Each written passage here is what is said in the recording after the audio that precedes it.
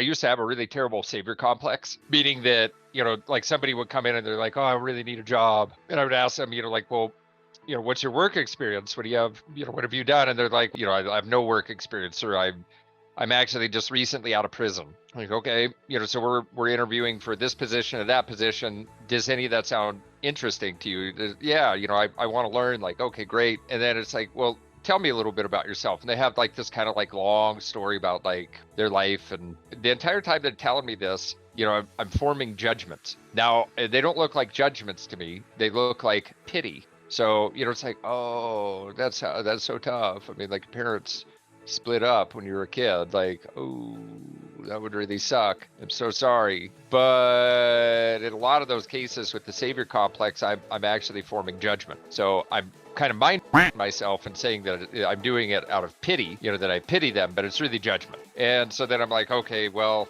gosh, I really want to help this person have an amazing life. So I'm going to step in and I'm like, all right, I'm going to give you a job. It's going to be great. And this thing that I'm playing in my head, so I have like this mental narrative. It's basically like, the old pop-up books that you had as a kid.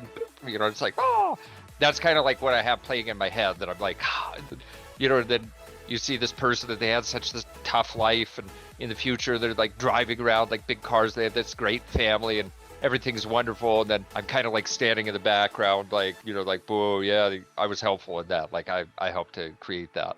And that's all vanity, and it's all ego. That's all it is. The savior complex is vanity and ego. I don't have the ability to save people. I can barely even save myself in most cases. The actual things that really matter in emotional and spiritual cases, I cannot save myself. I need to rely on a power greater than myself, whom I call Jesus Christ. So the savior complex, usually in most cases, from what I've been able to see, like within myself, maybe it's different for other people, if I really want to get in and really start rooting around and helping somebody, I better pray for the next right thought or action. Because if I don't pray on that, my ego takes over, and then I wind up in situations where, even though I might be helping the other person, I'm hurting my family, because I'm drawing resources away from them to help this other person. Well, how is that helpful to my family? Now I've hurt my family in my egotistical attempt to help this other person. So now I create problems here, because I'm, thinking that I'm trying to help over here, and really what it is that it's selfishness. So I'm behaving in a selfish way. So even though from the outside looking in, everybody else is like, "Boy, he's such a nice guy. Look at how helpful he is." Deep inside,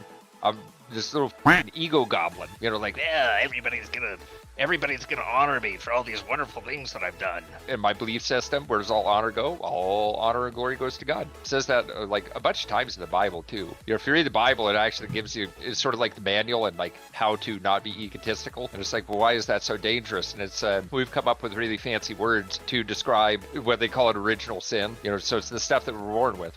We're born in the image of God, but we're also born sinful, and so what is sinful? In my opinion, really what this is that we have all of the makings to become addicts. We have all of the makings to be manipulative. We have all of the makings to be selfish, all of the makings to be whatever.